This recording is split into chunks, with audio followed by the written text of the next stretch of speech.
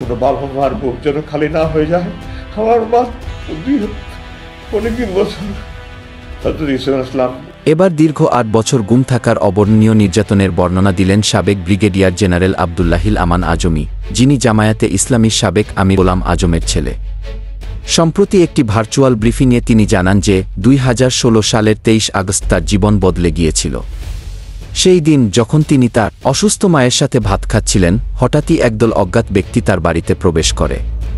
Mister Azmi জানান, এসব লোকেরা তাকে তুই-তুকারি করে কথা বলেছে এবং অত্যন্ত দুর্ব্যবহার করেছে। একজন জেনারেলকে যে ব্যক্তিগতভাবে চিঠি পাঠিয়েছে যে স্যার আপনাকে অবাধিত ঘোষণা প্রত্যাহার করলাম, স্যার আপনি আমার সাথে একটু খেয়ে যান, একটু চা খেয়ে যান, কফি খেয়ে যান স্যার।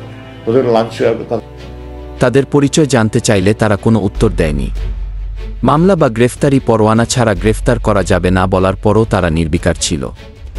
অবশেষে তারা মিস্টার আজমিকে হাতকড়া পরানোর নির্দেশ দেয়। এরপর তার চোখ বেঁধে একটি মাইক্রোবাসে তুলে নেওয়া হলো। গাড়িটি ১.৫ ঘন্টা চলার পর থামলে তাকে একটি ঘরে নিয়ে গিয়ে চোখ এবং হাত খুলে দেওয়া হয়।